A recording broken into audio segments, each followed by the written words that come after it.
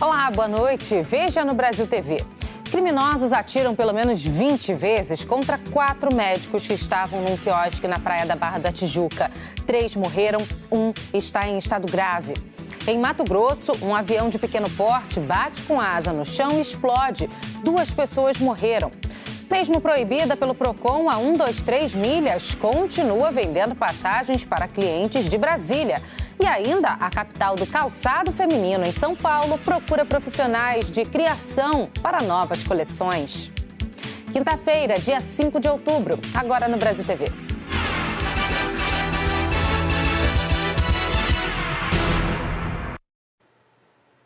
Três médicos foram executados a tiros num quiosque na praia da Barra da Tijuca, na zona oeste do Rio de Janeiro, nesta madrugada.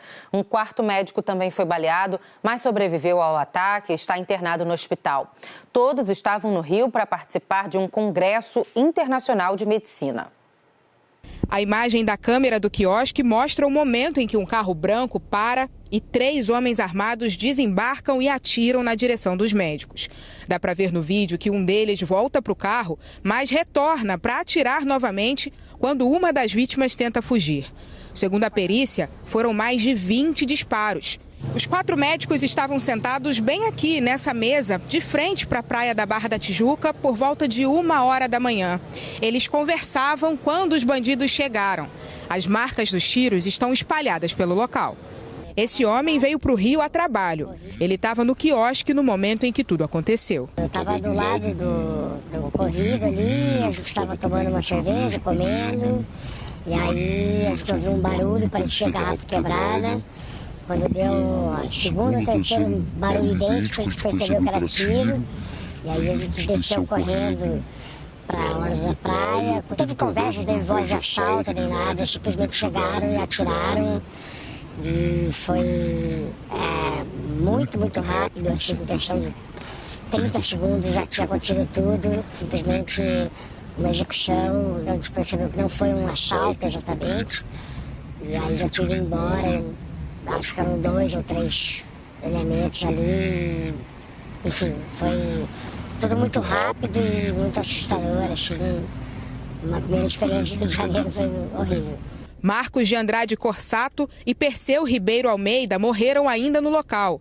Diego Ralph Bonfim foi socorrido, mas não resistiu. Daniel Proença sobreviveu e passou por cirurgia no Hospital Lourenço Jorge. Policiais militares fizeram buscas na região, mas ninguém foi preso até agora. A Polícia Civil fez perícia no quiosque, está ouvindo testemunhas e analisando imagens de outras câmeras de segurança. A principal linha de investigação é de execução. Várias autoridades manifestaram solidariedade às famílias das vítimas do ataque aos médicos e pediram investigação rigorosa, como o prefeito do Rio de Janeiro, Eduardo Paes, do PSD, o governador de São Paulo, Tarcísio de Freitas, do Republicanos, a ministra da Saúde, Nízia Trindade, os ministros Alexandre Padilha, das Relações Institucionais, Luiz Marinho, do Trabalho, e o ministro-chefe da Secretaria de Comunicação Social da Presidência, Paulo Pimenta. Também numa rede social, o presidente Lula disse que recebeu com grande tristeza e indignação a notícia da execução dos médicos e manifestou solidariedade aos parentes dos médicos e aos deputados Sâmia Bonfim e Glauber Braga. Os médicos chegaram ontem à cidade e estavam no momento de descontração antes de um dia cheio. Outros profissionais relataram que estão com medo. Esses 3 médicos que morreram baleados estavam no Rio para participar de um congresso internacional de ortopedia. A gente está transtornado com a perda desses colegas, a gente fica apavorado de vir para um evento importante, um evento mundial, e está todo mundo animado, pensando que vai fazer, estudar, crescer, desenvolver a medicina, e a gente acorda com a notícia de que colegas super importantes foram assassinados de forma violenta e injustificada. Eram colegas ótimos, eram colegas maravilhosos, bons amigos, bons médicos, e foram acometidos por uma violência urbana que a gente fica apavorado. Diego Ralph Bonfim, de 35 anos, era especialista em reconstrução óssea. Chegou a ser socorrido com vida, mas não resistiu. Diego era irmão da deputada federal Sâmia Bonfim, do PSOL de São Paulo. Perseu Ribeiro Almeida, de 33 anos, era especialista em cirurgia do pé e tornozelo. Morava em Jequié, na Bahia, mas trabalhava também em Ipiaú, município vizinho, onde nasceu e onde os familiares moram e onde o pai, também ortopedista, tem uma clínica. Fez aniversário na última terça-feira. Marcos de Andrade Corsato, de 62 anos, era médico assistente do Instituto de Ortopedia e Traumatologia do Hospital das Clínicas, da Faculdade de Medicina da Universidade de São Paulo. O Dr. Corsato, então, é um médico muito importante, muito conhecido em São Paulo.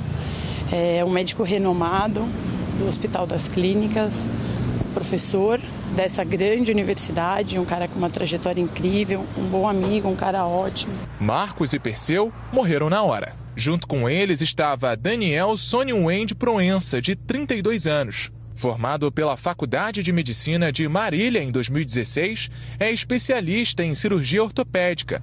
Daniel está internado no Hospital Municipal Lourenço Jorge, na Barra. Em nota, o Instituto de Ortopedia e Traumatologia do Hospital das Clínicas informa que recebeu com consternação a notícia do falecimento de Marcos, médico assistente dedicado, bem como dos ex-residentes Diego e Perseu, e que estende as condolências aos familiares e amigos. A Sociedade Brasileira de Ortopedia e Traumatologia também manifestou repúdio e pesar ao ataque e ressalta a preocupação diante de mais um caso de violência no país. Tânia chegou a encontrar com as vítimas enquanto subia para o quarto. Nesse momento, eles estavam descendo, possivelmente para ir até o quiosque onde foram atacados. A gente não conhece mesmo a dinâmica do lugar, em como isso funciona, e a gente sequer pode imaginar que atravessar a rua num bairro nobre, na Barra da Tijuca, para tomar um coco, uma caipirinha e depois ir dormir, possa ser motivo para isso. No fim da manhã, a cúpula da Segurança Pública do Rio fez uma declaração sobre as investigações dos assassinatos dos médicos. Vamos ouvir. O que eu asseguro aos senhores é que todos os protocolos de homicídios estão sendo devidamente adotados. A Polícia Civil está se utilizando de todas as ferramentas possíveis para conseguirmos um máximo de provas o quanto antes para dar a efetiva resposta a esse caso. É uma investigação de um crime grave, evidentemente, porém, o que eu lhes asseguro é que a Polícia Civil, todo o Departamento de Homicídios e Proteção à Pessoa e também outras unidades da Polícia Civil estão absolutamente empenhadas em resolver essa questão o quanto antes. Nós já fizemos a distribuição, já temos um promotor natural que vai se inteirar sobre o assunto e promover todas as medidas necessárias para o Ministério Público acompanhar essa investigação bem de perto, mas confiante de que a Polícia Civil vai chegar a uma solução o mais rápido possível. No início da tarde, a Polícia Civil do Rio apresentou uma nova linha de investigação para o crime. O Guilherme Peixoto traz as informações. Mais cedo, a Polícia Civil chegou a falar em execução. Agora, fontes confirmaram à TV Globo que a principal linha de investigação da Delegacia de Homicídios da capital é que os 3 médicos assassinados essa madrugada na zona oeste do Rio podem ter sido confundidos e assassinados por engano. A Polícia Civil acredita que o alvo dos assassinos era o filho de um miliciano de uma comunidade da zona oeste do Rio, que tem características físicas muito parecidas com um dos médicos assassinados hoje, de acordo com essas fontes ligadas à Polícia Civil. A polícia disse que está fazendo perícia e também investigando para tentar confirmar essa que, portanto, é a principal hipótese. Você viu com a gente que esses 4 médicos vieram de São Paulo para participar de uma conferência de ortopedia aqui no Rio de Janeiro e foram atacados num quiosque na orla da Zona Oeste essa madrugada. 3 desses médicos morreram e outro está internado no hospital. Portanto, a informação que acaba de chegar é que a principal linha de investigação nesse caso é que os médicos podem ter sido confundidos e mortos por engano aqui no Rio de Janeiro. A cobertura completa sobre esse crime bárbaro e toda a repercussão do caso daqui a pouco no Jornal Nacional.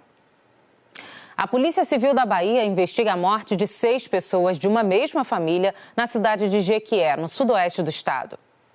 Aqui em Jequié, no sudoeste da Bahia, uma chacina chocou a população na madrugada desta quinta-feira.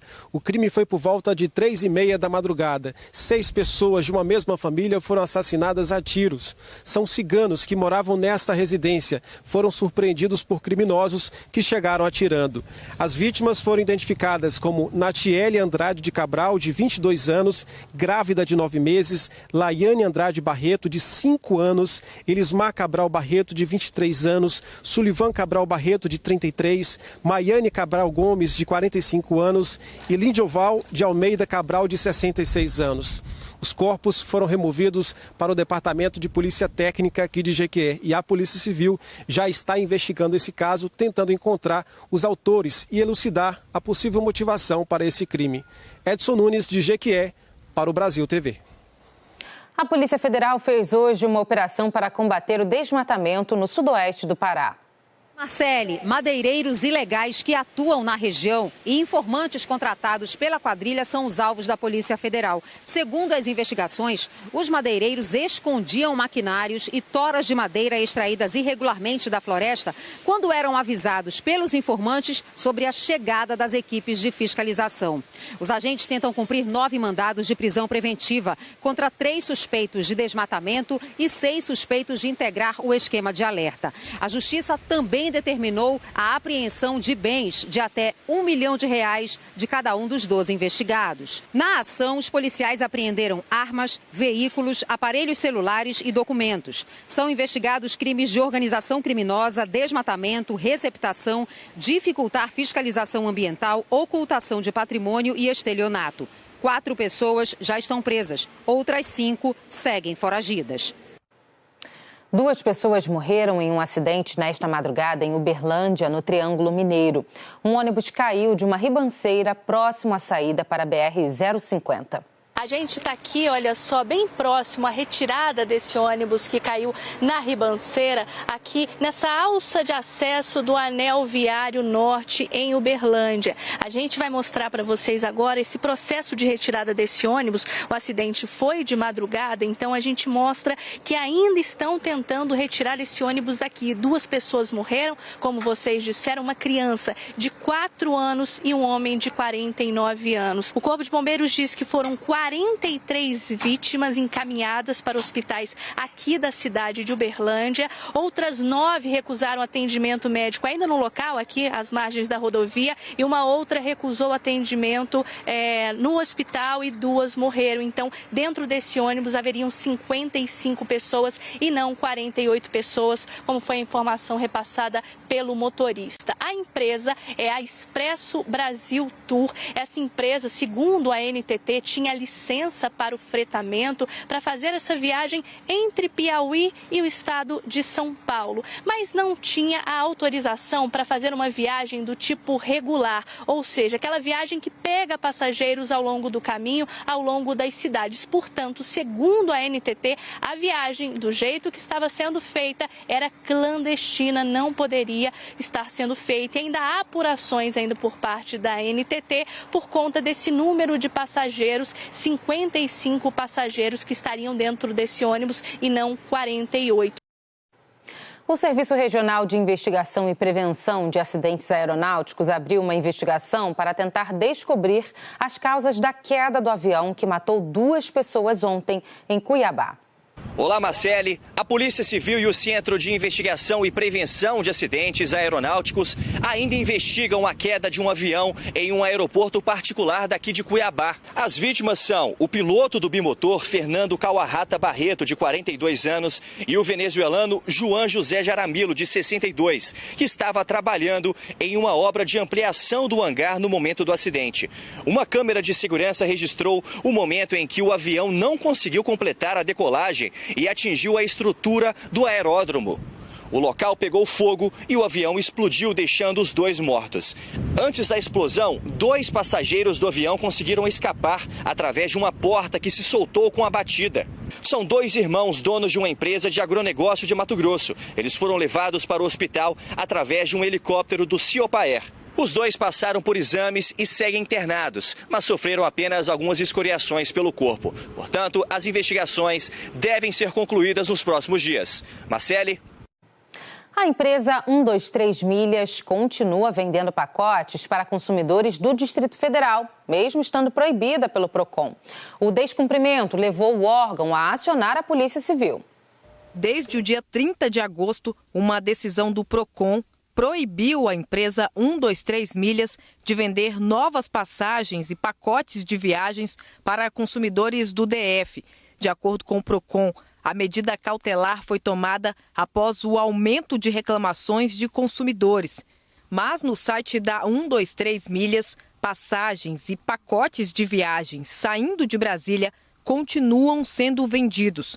Questionada pelo PROCON, a empresa respondeu que não está cumprindo a decisão por uma impossibilidade técnica. Segundo eles não conseguiriam restringir a venda de pacotes e passagens de viagem de forma geográfica, que pudesse bloquear a venda aqui no Distrito Federal. Sim. Né? Então, essa justificativa não foi aceita pelo órgão, né, porque a gente entende que teria sim meios tecnológicos para poder bloquear esse tipo de venda. A empresa 123 Milhas apresentou um recurso ao PROCON questionando a proibição, mas o pedido foi negado pelo órgão de defesa do consumidor. Com o descumprimento da decisão, o PROCON enviou o caso à Polícia Civil, que já instaurou um inquérito pelo crime de desobediência. Por parte da polícia, ela entendeu sim que há o cometimento do crime de desobediência por parte da empresa, então, em razão disso, eles estão encaminhando para o Poder Judiciário. Em agosto, a empresa anunciou a suspensão da emissão de passagens da sua linha promocional para os clientes que iriam embarcar entre setembro e dezembro deste ano. A 123 Milhas disse que os valores pagos pelos clientes seriam devolvidos por meio de vouchers. E aí foram muitas reclamações. Entre janeiro e setembro deste ano, mais de 500 consumidores do DF registraram reclamações no PROCON contra a empresa, aumento de 67% em comparação com todo o ano passado, quando foram 303 registros. E de acordo com o PROCON, pacotes vendidos após a proibição já estão apresentando problemas. A 123 Milhas respondeu que está contestando a decisão na Justiça e espera que o PROCON DF reconsidere sua decisão, já que a suspensão das atividades da empresa inviabiliza a recuperação judicial e o ressarcimento dos consumidores. A seguir, meteorologistas confirmam que o temporal que atingiu o Paraná foi um tornado. Centenas de casas ficaram destelhadas. Daqui a pouquinho a gente volta.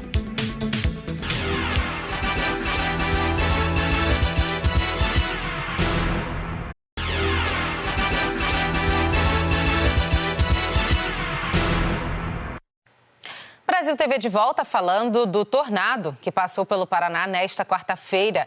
Na cidade de Cascavel, hoje o dia foi de limpeza e alguns moradores ainda estão sem energia elétrica. Um dia após a passagem desse tornado, é possível ver os estragos pela cidade. A gente ainda acompanha muitas árvores que estão caídas, galhos que estão em frente às casas. A estimativa é que 500 árvores tenham caído por Cascavel. Também foram pelo menos 300 postes que foram danificados pela passagem desse tornado. Hoje existe uma mobilização muito grande dos moradores que tentam se recuperar, fazer a limpeza das casas e também pelas ruas. A Defesa Civil foi chamada mais de 300 vezes, distribuiu 17 mil metros de lonas para as famílias. Mas a gente encontra cenários bem tristes por aqui, como aquela casa ali da esquina. Dá para a gente ter ideia de como foi a passagem desse tornado. A casa ficou completamente destelhada e a moradora contou para a gente que passou a noite na casa de uma vizinha, já que ela perdeu tudo. Os móveis foram todos perdidos, estão ali em frente à casa. Foi por volta das 6h10 da manhã de ontem, quando a chuva chegou acompanhada de ventos fortes e os meteorologistas analisaram as imagens do temporal e chegaram à conclusão de que foi um tornado que que passou por aqui.